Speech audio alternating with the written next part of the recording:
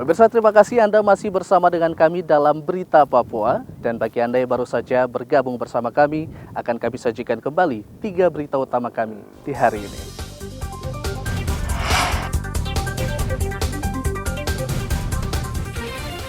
Delapan belas tentara diperiksa Pomdam karena menganiaya warga di Kabupaten Mapi. Potongan tubuh korban mutilasi di Mimika berhasil diidentifikasi.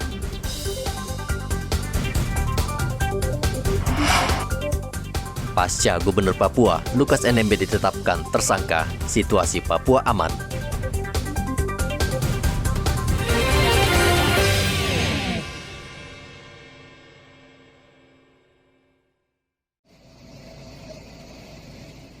Kapolda Papua Irjen Matius Fakiri menegaskan tidak ada tambahan personel ataupun peningkatan status keamanan pasca ditetapkannya Gubernur Papua Lukas NMB sebagai tersangka kasus gratifikasi oleh tim penyidik Komisi Pemberantasan Korupsi (KPK) 5 September lalu. Matius mengatakan kasus ini murni merupakan kasus hukum dan tidak terkait kasus politik, sehingga ia menghimbau masyarakat agar tidak terprovokasi yang bisa mengganggu stabilitas keamanan dengan memanfaatkan isu seputar penetapan tersangka Gubernur Papua atas dugaan kasus gratifikasi. Langkah penegakan hukum, sehingga yang lain tidak usah dibawa kepada politik. Prosesnya sedang berjalan. Tentunya kami memberikan saran masukan kepada teman-teman KPK bahwa kita harus lihat kepentingan yang lebih besar itu situasional keamanan di tanah Papua. Kami berharap situasi di tanah Papua bisa kita cooling down berkaitan dengan langkah penegakan hukum. Sehingga saya juga selaku Kapolda berharap tidak usah kita bawa ke sisi yang lain. Sekali lagi ini murni langkah penegakan hukum dan saya tahu para pejabat kita yang terkait mereka sangat terbuka dalam menjawab apa yang ditanyakan oleh penyidik. Jadi tidak usah bawa di isu-isu lain, isu politik, itu apa, tidak usah. Selaku warga yang ada di tanah Papua, saya mengimbau, saya berharap kita menjaga keamanan, situasi keamanan kita jaga dengan bersama. Karena keamanan ini milik kita. Gubernur Papua Lukas NMB diduga menerima gratifikasi senilai 1 miliar rupiah. Uang tersebut ditransfer ke rekening Lukas ketika sedang berobat di Singapura. Namun belum diketahui dari mana uang tersebut berasal. Penetapan tersangka oleh KPK menuai reaksi dari para pendukung Lukas NMB yang menganggap KPK melakukan kriminalisasi terhadap Gubernur Papua. Hendra melaporkan dari Kota Jayapura, Papua.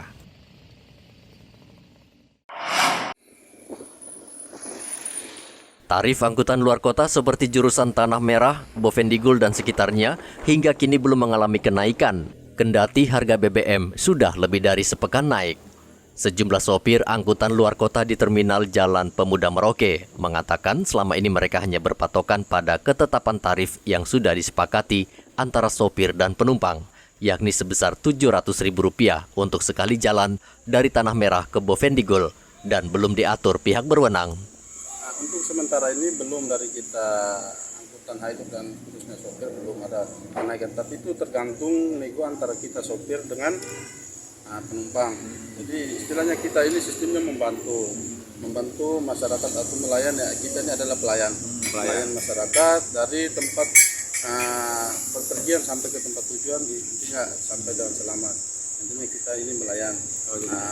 Soal tarif itu pengertian antara sopir dengan penumpang. Artinya kesepakatan saja ya. Kesepakatan. Gitu. Itu biasanya berapa Bang untuk satu orang penumpang itu ke Bovendigul? Biasanya kalau tarif normalnya itu kita ada dua ini Pak. Yang duduk di dalam 700, yang duduk di belakang 300. Oh gitu. Ya. Nah ini dengan kenaikan BBM ini apakah tidak ada harga penyesuaian begitu? Apakah tetap dapat lebih atau gimana Bang? Yang jelas pengaruh Pak. Kalau BBM-nya mahal, yang jelas semua biaya operasi apa semua itu mahal.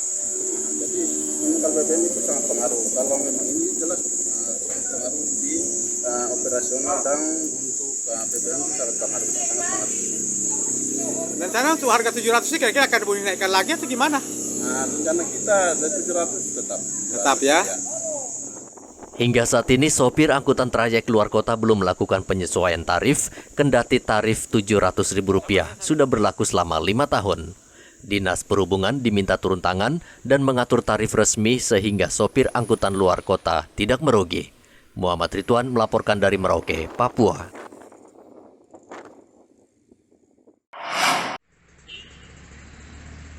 Kebijakan pemerintah menaikkan harga BBM bersubsidi berdampak pada kehidupan warga, salah satunya tukang ojek.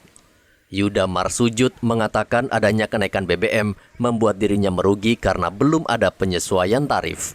Memang agak susah ini. Nah, ojek ada yang mau bayar lebih, ada yang masih kurang, masih tetap toh. Jadi harusnya mengikuti boleh.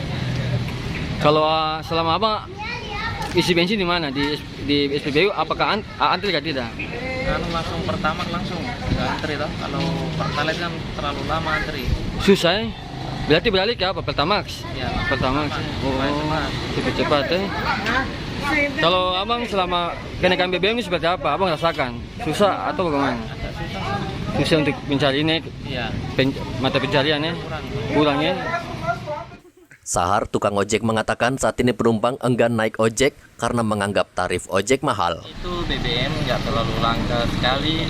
Baru untuk antrean ojek dikhususkan untuk ojek, nggak ini lebih dilancarkan lah toh.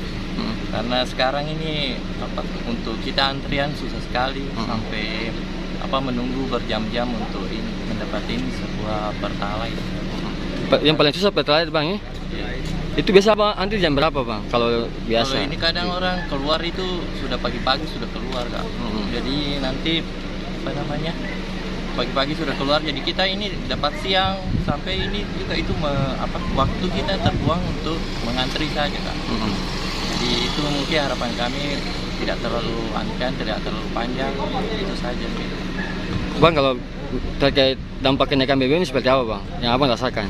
Aduh, kalau kenaikan BBM ya itu sudah kita hanya bisa menjalani sudah. Karena mau bagaimana lagi, kadang kita kasih naik harga untuk di penumpang susah juga karena penumpang malah mengeluh. Ada yang juga mengerti, ada juga yang tidak. Jadi kadang sampai kalau kita meminta tambahan, mereka akhirnya mengajak kita berdebat. Pemerintah resmi menaikkan harga BBM bersubsidi karena dinilai membebani APBN. Edi Musahidin melaporkan dari Manokwari, Papua Barat.